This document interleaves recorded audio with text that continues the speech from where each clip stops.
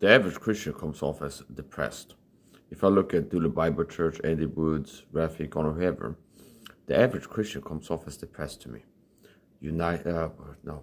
Ex-Catholics for Christ.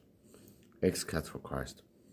NPF, like most Christians that I see that YouTubers that have hours of them on camera, they all seem depressed, unhappy, unfulfilled, kind of like glazed over, tired, low energy, give the impression of being sick and tired. My remote diagnosis, what you're not supposed to do. I'm not a doctor, but you understand. It's like looking out on how the average Christian appears, contrasted to me, how often it happens to have joy and happiness and stuff, despite being persecuted. Talking about this persecution point called gang stalking has worked through my life, and then hundreds of people, thousands actually, talking to me online in real life, working to make me miserable and attack my physical health, my mental health.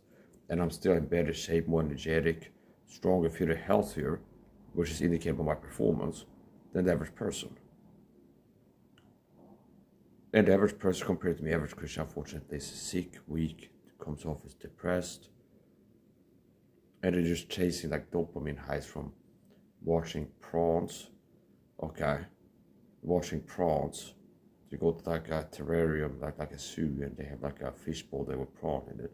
And they just stand and they look at it and it makes them feel good. And they do it all the daily, a lot of, and eat a high sugar diet and stuff. So here's the point. I hold the keys, the solutions to help if you're a Christian, to improve your mental and your physical health. And I've been freely sharing this. The Bible says, cast out your pearls before swine, and give that which hold on to the dogs as the trample down the food around you.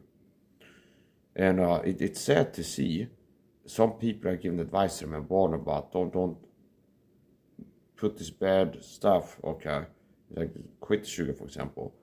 They don't take my advice and they end up being hurt, end up being harmed.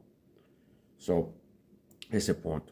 I have the secrets, the answers. God has been teaching me and enabling me to be able to help others as I've helped myself. Despite the intense persecution, I'm stronger mentally, performing at a high level, less depressed than the average person. Despite being told with intense persecution called gang stalking, work to target me mentally and physically and harass me all the time. I do get mad a lot of times. Okay? I do get mad. Ecclesiastes 7, shall a person make the wise man mad, I think it says. So it's like, me getting mad about being persecuted and tyrannized, like the finding fault is not a bad thing, really. But, you want to learn. It's still time. Start listening to my videos, take my advice. Health fitness.